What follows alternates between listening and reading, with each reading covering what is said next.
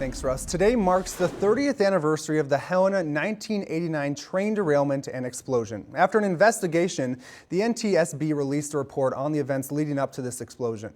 The final report suggests that on February 2nd, 1989, MRL train 121 experienced electrical problems shortly after passing through Helena. The heat in one of the locomotive cabs was knocked out. Windows fogged up, making it difficult for the engineers to see. They decided to switch the order of the cars near the Austin, about 11 miles outside of Helena, to help fix these problems. However, after decoupling from the locomotive, the cars started rolling back down the mountain. Minutes later, the cars crashed into other train cars at the Benton Avenue crossing and exploded. KPAX's Tim McGonigal caught up with one man who had an up-close account of this event and is lucky to be alive. It'll be with me the rest of my life, every day. Mike McNellis had been working for MRL about 2 years on February 2nd, 1989. A day he and a co-worker were on what is known as a helper set. Their task, to switch to another track and get on the point of another train. But a near 70 below wind chill that frosty morning meant making the switch by hand, with no idea of a runaway train headed their way. Helena Fire Department.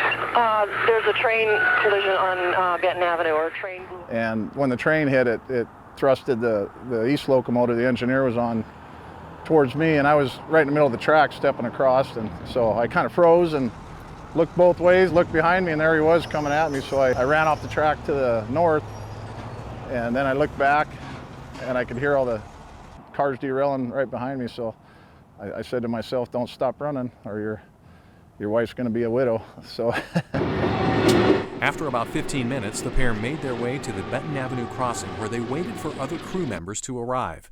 That's when Mike saw flames coming out of one of the derailed cars carrying hydrogen peroxide. Right after I said that, we all looked, and then it exploded. They dove under the crew van, and it just threw me out in the middle of Benton Avenue, right where that middle section is that wasn't there 30 years ago. Okay, we had a railroad car explode down here, possible toxic. Probably 15 feet in the air, and then I got up and took a couple steps, and the second explosion threw me into the ditch about where we're standing. We've had an explosion of a train. We need to know what was on that train. And I just kind of landed right in there and curled up and hoped for the best. As metal fell all around him, Mike prayed it wasn't the end. It ain't my time to go. I'm too young. I mean, and I thought about Robin. I don't want her to be a widow after 6 months of marriage. I don't have any kids yet. It's not my time. So, with his ears ringing and his eyes and nose burning, Mike went back to the station and eventually to the hospital. With power out all over town in an era long before smartphones, it would be hours before he could reach his wife, Robin. I know she told me later, she said, I knew you were involved. I just knew it. As one of the few witnesses to the events of that early morning, Mike took exception to some local media accounts of what happened. I remember just 2 days after, if I remember right, the Independent Record had, this was an act of God that had happened. And that frustrated me, because I thought, there's no way this was an act of God.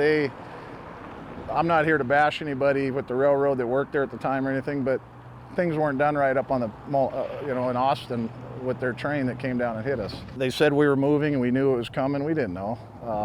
We tried to stop it. We were at a dead stop on our helper set right behind me, and they said it was, hit us at 7-8 mile an hour. You can't derail 19 cars and do that much damage. So the incident left Mike with hearing damage that he lives with to this day.